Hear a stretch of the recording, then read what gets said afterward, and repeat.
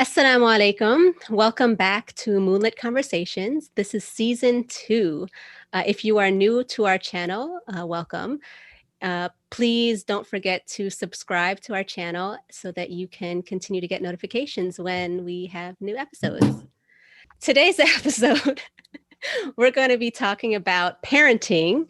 The topic that we chose was bad parenting advice. I think that over the years, we've all been given bad parenting advice. I have forgotten a lot of the bad parenting advice that I've been given. I was trying to think of some of them. And then I even asked my husband and he's like, I don't remember. I just ignore it. But I did think of a few things. I hope you guys thought of some too. I got some from other people, so I cheated. Good. Okay. I think that when you first become a parent, you're just very unsure. Most people are very unsure about what they need to do and what is okay. And then the societal norms kind of change, which makes it very hard for you if you're a new parent. I felt that way definitely when I was working when I had my first, and I worked night shift for a while, and I felt like the place that I worked at didn't want to give me day shift because I wore a hijab. But then when I got pregnant, I told them, it's either you give me day shift or I'm leaving here because I'm not going to work nights and have to take care of a kid. So they eventually gave me day shift. And I didn't really know everybody that was on day shift. Like I kind of knew them from like getting report and stuff from them. But then everybody knew that I had a kid, and then everybody would give me like all this advice, and I was always bombarded. The question that I got asked all the time was, when are you going to give him a sibling? Oh, it's not good to just have one child. And I just so annoyed. Like, let me enjoy my child, please. Yeah, I mean, the whole idea of just offering advice to new parents unsolicited is annoying in and of itself. Like they're dealing with so many things. So the one piece of advice I give to everybody now is as soon as I find out somebody's pregnant or having a baby, I'm like, listen, the only piece of advice I would like to offer you is to not take advice from anybody.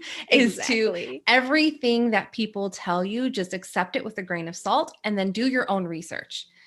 So take it, you can listen to it if you'd like to, but that's fine, but don't just accept it to be true and don't let it get to you. Just good or bad, whatever it might be, just listen to it and then do your own research. And now going forward, my advice is going to include take classes.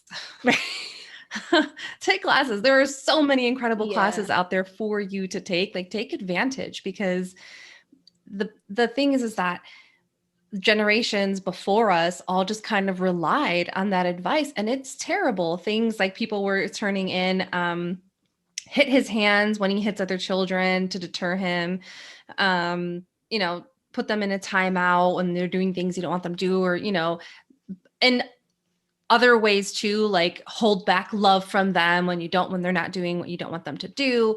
Don't hold them too much because they're going to be spoiled, or they're just manipulating you when they cry. Like so many things that makes mothers second guess their own mother's intuition. And that makes parenting so much harder when you just can't even trust yourself and trust your instincts. Exactly. Yeah. Iram and Shahnila, do you guys offer advice to people, you think? No. Iram's like, no. Because she wants them to suffer on their own. Right? That's your problem. I don't know. I don't offer advice because I learned this early on that people don't receive advice well. At least and plus I keep reminding myself of myself when I used to get advice, how I used to feel, and I was really not happy when I would receive advice. Do this, do that. Why aren't you doing this? Why aren't you doing? And I do give advice. I give advice to my sister, who never takes my advice. So alhamdulillah, it cancels out. So. But that's the only person. Otherwise, to other mothers, or when I see them like getting very anxious in public gatherings, the only thing I say is, I start complimenting their child, and I start complimenting them. And the only reason I do this is to relax them. Yep. That's the only thing that I do. Otherwise, I don't do anything else. I Yeah. don't say do this or do that. Yeah, I learned. And that's the idea, right? Just kind of giving them confidence. That's why I offer them that piece of advice too. Like, please just trust yourself. Like if whatever you're doing doesn't feel right, don't do it. Just, look into it more and try to figure out what it is and why your intuition is kicking in that way. Like, really kind of pay attention to you and your baby and what's best for you too. Like, beyond that, just don't worry about it. Yeah, I think with me it was a little bit different because I did a lot of the research and I wanted everybody's advice. I was like, I want your advice. I would grab people and tell me like, so what advice do you have? And I know that they didn't get a chance to I didn't give them a chance to give me unsolicited advice because it was all solicited. And I was just like, I want everybody to tell me what they think. And at my baby shower, I even had a book that it went around and it said, all the advice that you want, just give it all to me. I want everybody's advice. And so then I can decipher my own self, like, okay, I want to do this. I don't want to do this. I feel comfortable with this. I don't feel comfortable with this. And I think that all advice, it has a place, but it's how it's done. When you make the other person feel like, oh, you're going to suck if you don't do this. I think it's how it's given. So, and two, who's receiving it also, because not everybody is quite so strong or confident, to be able to hear the advice and say, no, I don't want it. Because if they're so unsure, they'll just be like, okay, like, I guess. Especially if it's unsolicited, because it's usually unsolicited because there's a situation happening. That's true. And that person already probably doesn't feel very confident in their parenting abilities at that time. And then somebody's here telling them that what they're doing is wrong. Yeah. Yeah. And I think even if you think you're doing something that's right, like, my son was having separation anxiety and someone's like, just let him cry. He'll get over it. He'll see that you won't come, or eventually he'll stop crying. So I was just like, okay, but that just doesn't feel right to me, until somebody else said something different. Right. But I think, and also the other thing was that, let him, like they just want your attention. So just ignore them. So if they do something, just ignore them. And it's like, well, why would I ignore them? Right. Right. They label a lot of behaviors attention seeking, but it's like, you're their parent. Like, who else are they going to seek attention from? Yeah. And if they go seeking attention from other people, you're going to, tell them, no, that's not okay. But who are they supposed to get attention from then? And it all is rooted from the idea that children are manipulative, which they're not, like they'll have needs and they want their needs to be met. And so they do what they can to get their needs met, but it doesn't make them manipulative. It's just, if you're not giving them the attention they want, they're going to try to find ways to get the attention. It's like, it's the whole perception of kids and how they do things is really kind of the source of all the bad parenting advice. Cause it's like, don't let your children get you, like they're trying to get you. Don't let them trick you. Don't let them do things. And it's like, they're just children just trying to do what they do, Right. It's like them against us. Yeah. Yeah. Like they had this secret meeting while all the babies before they were born. Right. And they're like, yeah, this is how we're going to get mom and dad. We're going to make them miserable. And that's how people approach parenting to new parents. Yeah. Like, then the other thing was, I noticed when I was pregnant, it's like before you get pregnant, everyone's like, oh, when are you going to have the baby? When are you going to have the baby? You should have babies. And as soon as you're pregnant, I'm like, oh, this is terrible, right? Oh my God, kids are so awful. Like they keep you up all night. Oh my goodness. They cry all the time. They do this, and everything is so negative. And which is the same also, by the way, for like when you're getting married, like, oh my gosh, marriage is this, like, why, why are you doing this? How does this do any good for anybody? Yeah, I agree. Because somebody else had even said that someone told them, like, don't worry about it. Kids aren't even going to remember how you treat them. Yes, they are. Now we know all about the brain functioning and the connectivity and the emotional resilience, and where is all of that coming from. And then we have messed up parents. Coming And back then to then their they own realize it in childhood. the teenage years, and then it's kind of at that point the kid is like, no, like I've gone through 15 years of feeling like you don't love me. I don't want to even have anything to do with you now. Right. And then actually, going back to what we had said before too, someone had said, she's like, the problem was too much advice. I couldn't trust my own instincts. So that's what, going back to what we were saying before, she's like, it was just a whirlwind of information, and she felt more lost because she's like, I didn't know what to hold on to and what to let go. And then someone else said kids should have fear of their parents. Oh my That's a good goodness, one. yes. That's a really good one. Mm-hmm. And Why do you think, Shahnila, that that's a people good say one? that? I mean, even a couple of years ago, someone was like, you know what, kids nowadays, they're just not, they don't have any fear for their parents anymore. And I was just like, why would you want them to fear them? Right. Like when you fear somebody, what do? Yeah. What did you do when you feared your parents? It's like you lie to them, you go behind You their hide back. from them. Yeah. Yes. Yeah. When you're scared of something, you hide from it. It's kind of as simple as that. Which is such an ironic thing, because they want that those group of people want their kids to fear them, which just makes the kids more manipulative. And then it's just like fulfilling a prophecy that you made this the way it is. You made your child manipulative. You taught them the ways to be manipulative, and then you're like, oh yeah, look, I told you that kids are manipulative. But it's are they though? Right. But you know what? I think what they really mean is that they want kids to respect them. That's what they really mean. Their version of thing respect is that you cannot force someone to respect you. No. Right. You can't, that's something that you have to earn. Yep. Yeah. And did you see, Shahnila, when I had posted that in the group, like how people were responding to it? I was talking to Mariam about it because the way that I had worded it was kind of harsh. And at that moment, I was like, I don't know, I was in a mood. Like I just felt like putting it up.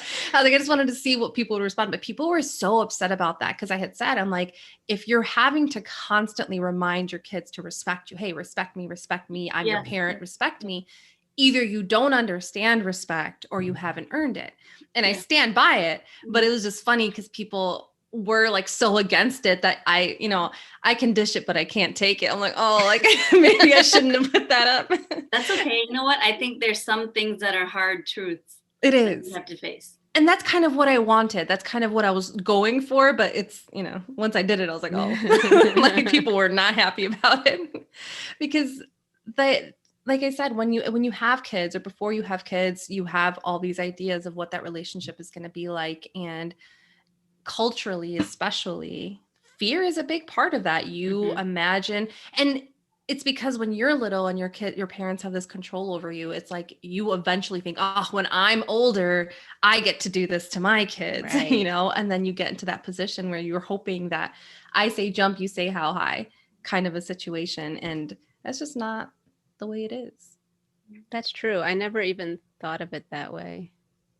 That's interesting because my dad was very controlling, and I like for a long time, I'm like, oh, I can't wait to have my own kids. But I never made that connection that like it was because I wanted to transfer that need for control onto somebody like weaker, I guess, than I am.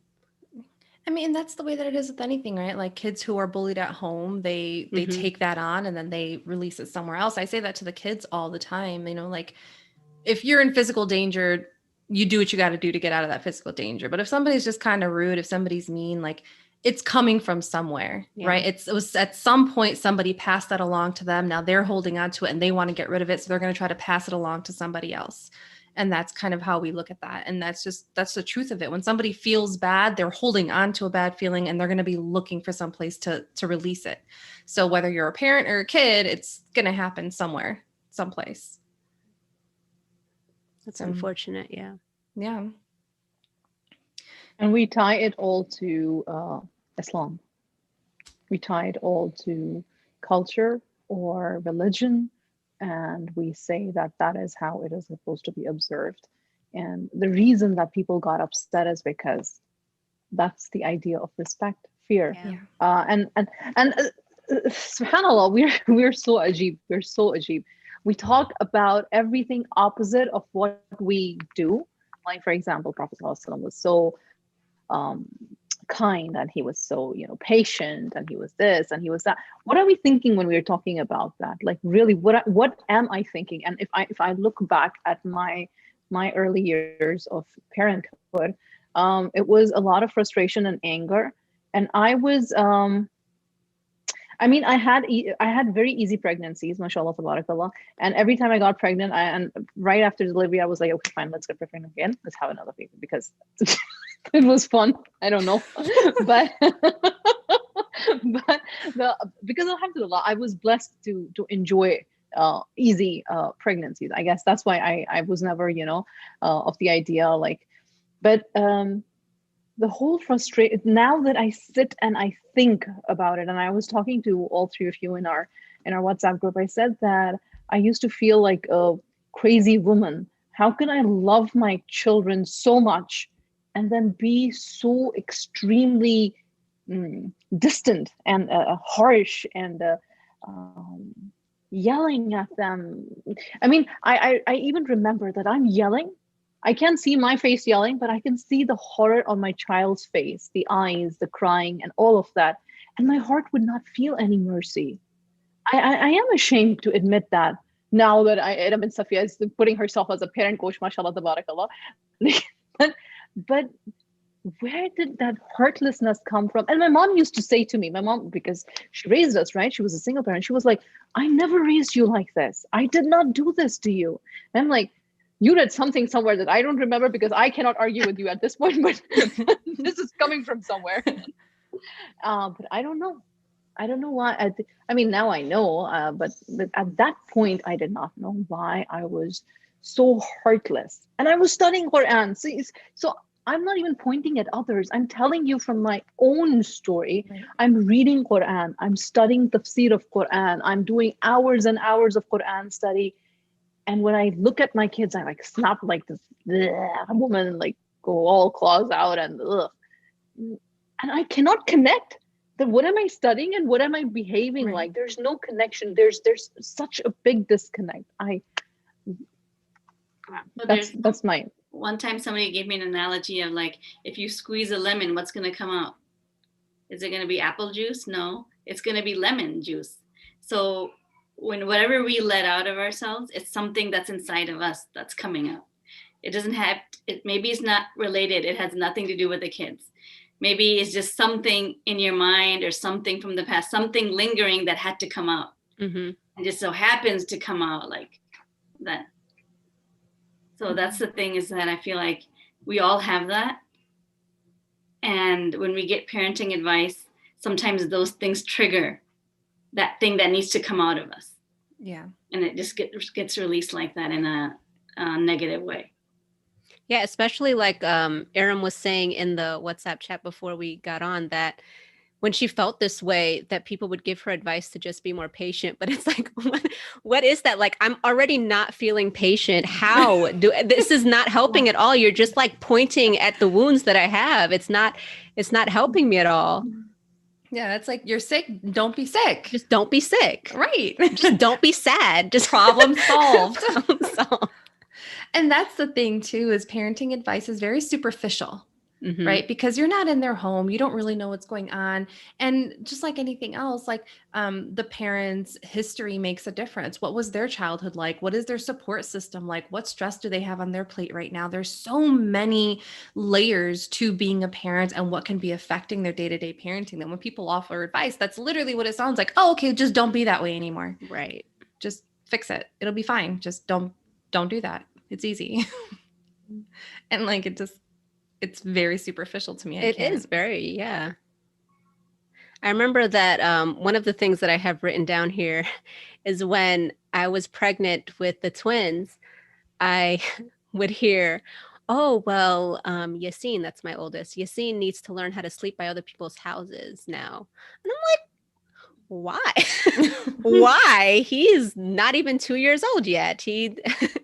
He'll be 2 years old when the twins are born. Why does he need to learn how to sleep at other people's houses? Why is this an important thing? It's these little things that that other people think are important, and then they make you feel like should I be thinking about this? Is this Right. something that's actually important? And I know seems like a little small thing, but like there are other things that people give you advice on, and it's not even something that's on your radar at all. And sometimes it is helpful to talk to people about things, but when they give you advice in the way of like, why aren't you doing this? Like this is something that needs to happen. Your kid is going to be deficient in some way if you don't do this one thing for them, and it just makes you feel even more inadequate as a parent.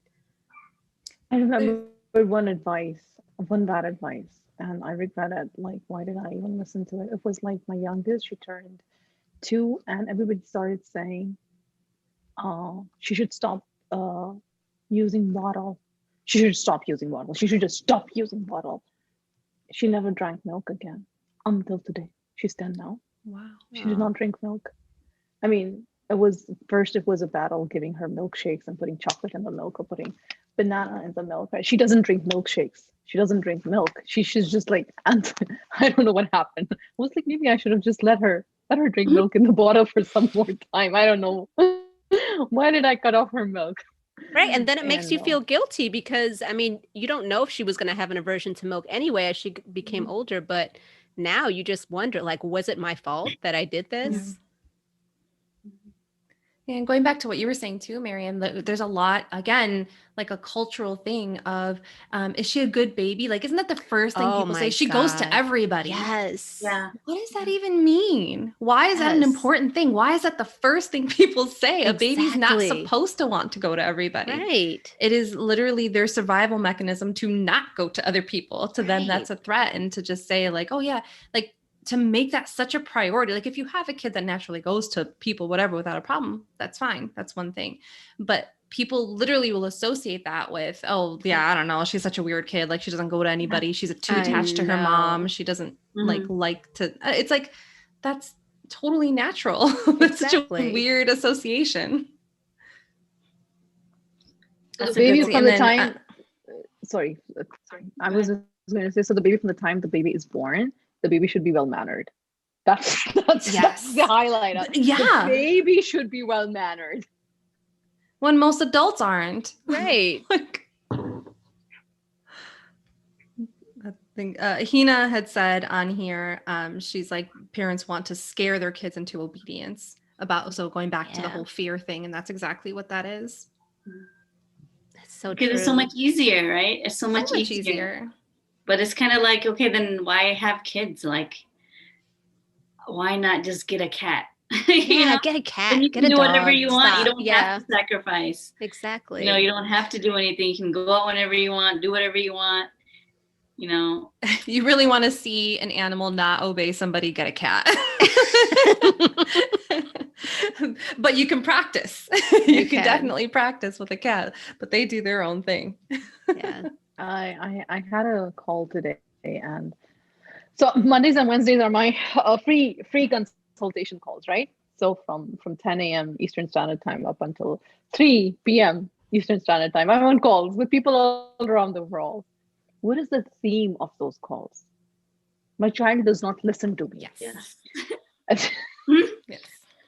I say, what's the age of your child? 3. 2, 3, 4, 5. I mean, if the child and I mean, at any point, why is the child not listening to you? Well, I don't know. You tell me. That's why I'm calling you. My child is not listening to me. Iram, look through the glass and see in their house. I wish we could do that as coaches. I wish you could just go and spend the day with the family, like Super Nanny used to do. But I'm not a fan of Super Nanny. But like how she used to go into their house and like spend the day with them. She'd be like, hey, and like record them and see like, you see here. Yeah, I'd totally love to do that. Yeah, it would be so fun and so much easier, right? Then because people call, and of course, they strategically leave things out, or they genuinely honestly forget, and they don't know that one thing has to do with the other. Like they have literally no clue. And so it takes a lot of probing and a lot of making them look back and reflection to be able to kind of weave things together and say, hey, this thing over here, even though it may not seem like it, is the cause of this thing over here. So now we have to kind of try to find a better path to get from here to there. But like, it can take a long time, and we don't always have that time in our coaching sessions to rearrange their entire life, you know? There's So always a but. I do this, but the child does that. I do that, but the child does that. And I understand, like given my own history, I understand the impatience, the deficiencies in other areas of our emotional cups not being filled, which is basically then coming out towards the child. And um, there are many factors. I don't blame the parents to no. think that the child is not listening to me, but if we ask the parent, like if I say that, how did I turn my parenting? I haven't totally turned my parenting. I still yell at them, sometimes more than others, but the only thing that I started to see was, and that started with homeschooling. Actually, homeschooling helped me become a better parent because I could see that they're not. I mean, they just do what they're told to do. They always listen. It's us who are never satisfied. Yeah. Like they do listen, but we don't take into account those 5 times they listen and those 3 times that these poor miserable bichare miskin souls did not listen. We just become so aggressive about it. And the moods that we have too, because I know at certain times Yeah. it doesn't matter what the kids do, I'm perfectly fine with it. And then other times I'm like, guys, I'm not feeling it today. I'm going to stick in my headphones so that what you guys are doing is not bothering me, because I don't want to yell at you guys and you guys are just being kids. But like before, like a few years ago, I was not aware of my own feelings about how I was feeling in that day. And then everything that they did would just irritate me. And then I hear this from other parents too, that are like, oh, my kid, I'm not feeling good today. And my kid just wants to act a fool today. And I'm like, but I don't think that they're acting a fool specifically today. I think they're just acting regular and you're not feeling well. So it's not being well received what they're doing. And so like the expectations are just different. Yeah. Yeah, I had said that the other day too. And like on Instagram, that's what I was like, you know, the same exact thing can warrant a different response from you based on your mood. That's what's going to happen. It has nothing to do. So it's really not a kid's fault, because yesterday when they screamed and you were in a good mood and you were fine, you didn't even notice. Like you were just kind of doing your own thing. Today, you are not in a good mood. So they screamed and you're like, oh my God, you're so loud, be quiet. And that's sending like mixed signals. And then how are they supposed to know what to do? They don't know what to do. They're just doing what they always do. Your response is different, and that's the real issue. And it's, I mean, and not even that that's an issue, because we're human and we're going to have different moods, but the issue for the kids is they don't know what they're doing. They're just, Right. And it just seems inconsistent. Yeah. Yeah. And so a lot of things that are just not age appropriate, and we have the expectation, just like make them sit. Make sure, Yeah, make them I sit and do know. their work.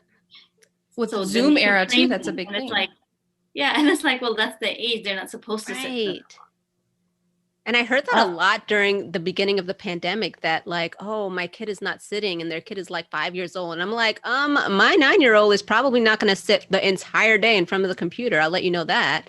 So I think your 5-year-old is fine, is normal. I asked this last week on Friday when I had this interview with Dr. Ross. I asked him about the ADHD question. I said, "Why is like every second child diagnosed with ADHD? Why is this like? And is this is there a hidden agenda about it?" Basically, that was what I was trying to. And he said, "Well," and his answer was very good. He said, because the pressure that we have put on the children to sit in one place and to do work, and the demands that we have put on them, is the reason for increased ADHD. Oh, Was yeah. that Dr. Otherwise, Ross? sorry, Who was that? Who said that? Dr. Ross Green. Yeah. The Explosive Child author and other books. Yeah. So he admitted it, and he says, I'm not against medication, but I don't like to give medication. However, this is one of the reasons we demand too much from our kids. Mm-hmm. Totally agree. And then also it makes the kid look like first of all, the expectations are too high, but then the way that they cope with it is by distracting themselves, is Right. by doing all these other things that make it seem so much deeper. The problem becomes so exasperated by their coping mechanisms for not wanting to be here and trying to release that creative frustration and that backup of creativity and imagination and energy and all of that. And it looks like there's something wrong with my kid. And you know what? We're not supposed to be perfect parents, so we're going to make mistakes. Yeah. And so they're taking in our toxicity, let's just say, Mhm. and the way they release it, which is natural, and subhanallah, it's by being active and not sitting. So when they're playing, when they're bouncing off the wall, they're taking everything out. That's their natural way to take everything out. And imagine now you can't take everything out. So you're Right. sitting there. And it's like when we kind of go away from the natural way that we're supposed to be, because there's always something, there's a wisdom in everything. When we force something else on it, then that's when this whole system messes up. Yeah, Right. it's really true. I'm just thinking about like my twins when I do school with them and how much they move and fidget. And one of the twins is like, I always say, like, if he went to traditional school, that he would be the class clown because he's always making people laugh. Feel like my husband will be like in the other room and just start cracking up over things that he's doing while he's supposed to be learning. But it's true, like the expectation that we have that they will just sit is just unnatural. But I think it's even like I remember my grandma, there was a bunch of us cousins, the little cousins, and they were like, no, tell them to sit down and play. Like they almost couldn't handle that. I don't know if it was because they were inside the house, and back home maybe all the kids would be, it'd be just an open house. And now it's, everything is enclosed, and so they're afraid that they're going to get hurt. If they were outside, they probably wouldn't even have known what they're doing, right? They're running around outside. Right. Yeah. So Put the toys. Sorry, go ahead. Yeah, go ahead. So I don't understand why that was even back then, like sit down and play. Put the toys away. Sit down and play. Don't shout. Don't yell. Don't make too much noise. Don't laugh too loud. Don't laugh too loud. I know. I know. Be invisible. Literally, just be invisible. Right. Speak when spoken to. Just be in the background. And the opposite of the true nature of a child is what you're asking them to do. And so then, of course, they're not going to listen. And of course, it's going to be hard. And of course, they're going to be frustrated because the expectations are just unreasonable because it's not in their nature. Yeah. And then to bring it back to what our topic is, and then you end up feeling very frustrated, and then you maybe go and try to vent to somebody, and then they're giving you advice then just makes you feel even worse than when you first came to them. Yeah.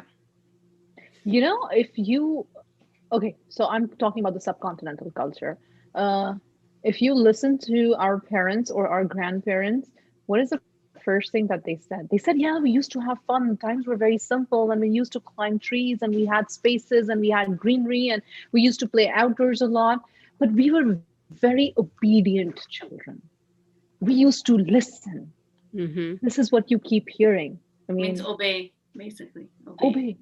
We were obeying. We were always obeying. I'm like, give me proof. Yalla. Okay, give me proof. There is no proof. There's no iPhone, iPad, camera, YouTube, Snapchat. There's no proof. I'm not buying it. You cannot be that obedient. And all the pictures look the same. All the pictures look the same. Yeah. But also it's like, were you allowed not to be? Were you allowed to even speak your mind? No, we could not. Right. We had to. We were so scared that we knew what we had to do, and we could get away with it, we couldn't. Yeah. So in front of our parents or the elders, we acted a certain way. That's what they say. Which is just teaching your child to be two-faced. Yeah. Yeah. And it's one thing to like just be respectful in front of elderly people, or people that would want a different kind of respect. Yeah. And to be manipulative and be like, oh, well, I can't do this because I'm going to get in trouble, or I can't do this or they're going to kick me out. There's a story in that book, what is it called? Nonviolent Communication. Mm-hmm. In that book by Rosenberg, is that his name, the author? So he mentioned a story about this boy whose grandfather had passed away, but he was just remembering his grandfather, and said that every week when I would go, he would ask me for a cup of tea and I would give it to him. And I just did it. And the way he asked me was so harsh. I just hated doing that, but I just did it. And I wish it was different, so I could really want to make a cup of tea for him and give it in a way that, where I really wanted to. So he was just saying that even though I gave him the cup of tea, my intentions weren't, out of like love or anything. Right. I did because I had to out of fear. Yeah. And the thing is that then we learn as Muslims that our actions, our intentions really matter, right? Our actions are my intentions. And if our intention is to like really not listen, we're just only being respectful because we don't want to get hit. We don't want to be punished. So it just changes everything. Like our whole intentions, they weren't really that pure. Yeah, Right. and that kind of goes toward that whole reward and punishment thing that you and Seema had last week or the week before, where you guys were talking about reward and punishment. And it goes toward that, like it alters your intention, and it alters your intention as an adult too, that your motivation is different. You're not doing it out of the goodness of your heart. And you can think that you are as an adult, but deep down, like those childhood experiences, they change you as a person. And then as an adult, you always subconsciously will feel like, what am I getting out of this? Yeah. Like if I do this, what is that person going to do to me? How is their relationship, my relationship with them, going to improve by me helping them? And that will judge whether or not you do just a kindness, ibadah. Right. And for that intrinsic reward too, I always remember this because when I was a kid, my whole family, we have so much respect for my grandmother. Like if anybody's in town, she's top of the list for who we go see. Like she is truly the focal point of like my dad's side of the family. We do everything revolving around her. If anybody gets like a new gift, somebody will call her and like show her the gift. And if the kids are doing anything in a certain room, they'll bring her from the other room to sit amongst the children. Like really, she's the focal point of the family. But I remember when I was little and she would come and she would be in a wheelchair, and my dad would always, in front of everybody, he would say, "Go give her a kiss." And it used to infuriate me because I'm like, I was already going to do it. And now it looks like I'm doing it because you told me to do it. And now like, what's even the point? And it really changed the whole thing. Cause I would always give her a hug and a kiss when she walked in the door, but it would be so frustrating because he would say it in front of everybody, like, go give her a kiss. Your daddy's here, go hug her, go kiss her. And I'm like, stop it. Like, I just want to do it on my own, because there's intrinsic value there. And as parents, when we are the ones taking over all the time, we chip away at it. We chip away at their ability to just do things because it feels good, because it feels like the right thing to do. So two things come to my mind. We couldn't say that I was already going to do it. I don't know if you said it or not, Seema. When I got older, I started to say it. But our kids can say it today. I mean, they're younger. They can say it today. So my question to the audience is this. Are we good parents because our kids feel safe to say what they're feeling? Or are we bad parents because we have given them the freedom to say whatever they feel like saying and not listening to us? You see? I think that you have to look at what your long-term goal is with your children. Because if your goal is to just have a child to be like, oh, look at how great my child is. My child is a doctor and they're a lawyer. Then I guess you don't want them to talk back. You just want them to be like little robots. But I think we and like our generation, or rather the people that we associate with from our generation, we want more than that. We want meaningful relationships with them as adults. And we're not going to get that by blocking them off from any meaningfulness for the significant years of their life. And we're spending that time with them. It's not like we're not even there. No. And I think too, when you set the foundation for that positive relationship and those positive interactions, then instead of, if they're frustrated, then we can resolve it, right? Because how many years later that I remember this feeling of being so frustrated and just like, God, just let me do this, versus they can feel it one time and then be like, that was really frustrating. Please don't do that to me. And then we can talk about it and then move forward. Right. And then our relationship stays strong. So that's the difference, right? So that instead of holding on to it until they're adults and continuing to feel that frustration whenever they think of that, they can kind of resolve it and move on. Or grow up to be like Seema, where you just hate being told what to do. Way to call me out. Anti-authority. Yeah, or that. I mean, I feel that way too. Like ever since you said that, I'm like, oh my God, I do that too. Because even if my kids tell me, hey mom, you have to do whatever. And I'll be like, oh guys, I have a meeting at 5:00, and they're like 4:50. They're like, oh mom, you have your meeting at 5:00. And I'm like, well, now I don't want to do it. Like, tell me about it. I know what I have to do. I right. Do what you need to do. Yeah. Nobody likes to be told what to do. Nobody likes that. Yeah, but that's exactly it. Yeah, I'm like, yeah, don't tell me what to do. I know what I got to do. Why don't you worry about being a child? Okay, go play your game and leave me alone. Right, and that took work. It all takes work, guys. Yeah. We do have one more bad parenting advice comment here. She says the other advice I got was that I needed to train my 18-month-old to not touch things like the glass knives or dangerous items. God. So I felt so incompetent that I couldn't keep my baby away from them because they were in the bottom cabinet. Oh my God. That's such a ridiculous expectation of a child. I remember when I had all of my kids, I would get like the baby gates and I would just block off like entire sections of the house and I would just make that area safe for them.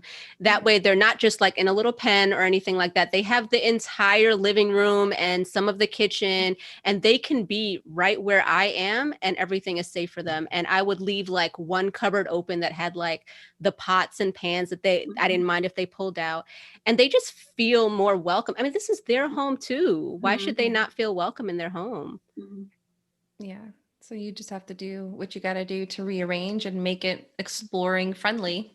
And it's not forever. It's really not forever. Like I don't think that I've ever really hidden my knives. They've just been like up higher on the counter, but I've always taught them how to use it. And my little ones, they know how to use all the different kinds of knives. And when I ask them like, oh, do you want to help me cook? What kind of knife do you think we should use? These are the things that we're going to cut. Which one of these knives do you think is right?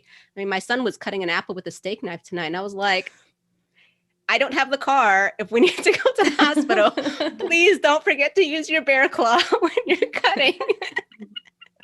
And then he was like cutting it. And then he was like, oh, it's kind of wobbly. Can you cut the rest for me? And I was like, yeah. And I cut it for him.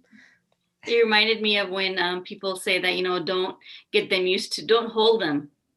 If you hold them, then they're going to get used to it. Yeah. Yes. And that was another thing that I wrote down. Yeah. And I asked why. Because then you won't be able to cook or do other things that you're supposed to do. And I'm like, which makes sense. It's like, yeah, if I'm just holding the baby or holding the child, then how can I do everything else? And when my daughter, she went through a phase where in the evenings, she always wanted to be held. I couldn't even put her down for 1 second. Aww. So I remember distinctively cracking some eggs, I was making an omelet, and I hurried up and like put it in the pan and before she woke up, because I knew that afterwards I won't be able to do it. Or I would meal prep the night before to make sure that I only could do it with one hand. I would wear a sling and just use one hand to do it. I like that you accommodated that. Yes. I really like that. Yeah. I used to wear a baby, what is it called? A baby carrier. Yeah. With my eldest one. And I used to do everything with the baby carrier. I wish that I did that. Yeah. I wish that I did that. I didn't do that with my oldest. And now like, I feel like his love language is quality time. And I'm like, is it quality time? Because I didn't spend enough quality time with him when he was a baby, because that was the advice that I was given all the time. Like, I remember that people would visit and I would have him like in a little bouncer or something. And they're like, oh, good thing that you have him like that, because you don't want him to get used to being held all the time. Yeah. And I don't know why I never questioned it. I didn't question any of it. I'm like, okay, well, this is how it's supposed to be. And he was, I mean, he was just chilling there because he's an easygoing kid. But now I'm just like, oh, did I mess him up? Because it sounds like one of those things that could possibly be logical. You know what I'm Right. saying? It sounds like, so that was one that I had listened to too, and I regret it so much. And I'm like, oh, I wish I could go back. And I tell my husband that I'm like, I want to have one more just so I could do it right this time. Like just so I could do it right. But I don't really, but I kind of do. know. I'm like, just because I want to do it right now, I know so much more. And like, of course, there's always more to learn. But from what I know now, like, I just want to try again. I know. I think that all kids will get their needs met somehow. So Yeah. if it wasn't when they were younger, they'll get it now. And Yeah. at least you're still there to do that. Yeah, You know, to fill that need. that's true. Shahnila always coming in with a encouragement. I know. Yeah, I love it. It's not too late. It's not too late. It's never too late. Yeah, It's never too late. And I do And we all feel like bad parents at times. Yeah. At times. And at times when we aren't feeling that bad, mashallah, our children do tell us our errors in parenting. They highlight them. There's a very, very funny short conversation that happened between my son and myself. It was like yesterday, day before yesterday. And what happened was that, subhanAllah, he said that, I just totally lost it. If it comes back to me, I'll tell. I was going to say that I my husband started doing this when my first one was like younger. He would ask like, what can I do to be a better dad to you? And I love that. And so now me and him, like every few months, we would just like individually, when we're out with them or whatever, we would ask them like, what can I do to be a better mom? What can I do to be a better dad? And I asked my oldest son that the other day. I went to the grocery store with him and he's like, I don't know. I was going to say yelling because that's usually the thing. Like, I'm always like, I'm going to work on yelling, but I've been trying really hard. And he was like, I was going to say yelling, but you only yelled one time since like November. And I was like, I don't think that's true, but okay, thanks. I remembered what it was. It was like, Mama, I don't like you. Yeah, it was like, I don't like you. And I said, well, that's an indicator to my success as a parent. You're not supposed to like me. So he says like, oh, so when I say I love you, you're failing? I said, no, that's also me passing. So he says, okay, so either way, you are never failing. I said, yep, that's the idea. Oh, that is a very nice outlook. I like that. No matter what you're doing, you're not really failing. I love it. We have any final thoughts on parenting advice? I like Shahnila's idea of gathering all of the advice to be able to get both sides, but I think that it depends really on your personality. If that's something that's going to bring you anxiety, then I would not consider doing it. But if you are the kind of person that wants to hear like all sides of the story and needs all perspectives, then I can definitely see how that is helpful. Or even as a parent now, it's hard, I think, if your friend group doesn't have a lot of kids, then maybe like look to a parent that you admire and then ask for their advice. And that way you have some kind of advice from somebody that you respect. And that way you're not kind of going in there blindly. Yeah. And I still say just verify. Personality and verify your own, but then also it depends on what you come into parenting as. Are you insecure as a person before you were a mom? Right. Are you anxious as a person before you were a mom? Yeah. Are you a researcher in general before you were a mom? Because a researcher like Shahnila would just like go and get everybody's information. Yeah, so it just flows into your parenting, whatever your personality is or your temperament, your weaknesses and your strengths, they all show up in your parenting. So when someone gives you bad advice, you know, different people with different personalities are going to take it a different way. Yeah. Somebody can get really defensive, or somebody could just go ahead and do it, or somebody could look into it. So it really, really depends on how confident are you as a person. Yeah, I would say that my experience has said that just just observe people. I mean, really, sometimes if they're not coming to you, if they're not asking you, then they don't want to ask you.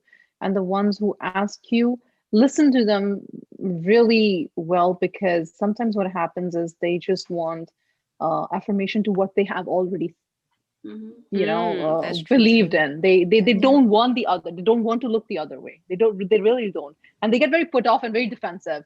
Why did you ask me? Why wasted my time, your time? Why did you ask me? But rarely, I mean, rarely it happens that somebody is genuinely asking and say. I mean, now in our profession, or as a coach now, alhamdulillah, people know that I'm coming to this person to listen to this person. Yes. So now it is easy. But if it's not parenting uncomplicated Iram bin Safi, it's just, if it's just Iram, then Iram just like zip. Yeah. I like that. And, taking a page out of your book, saying instead of offering advice, just offer a compliment. Yes, I Like, love I like that. that.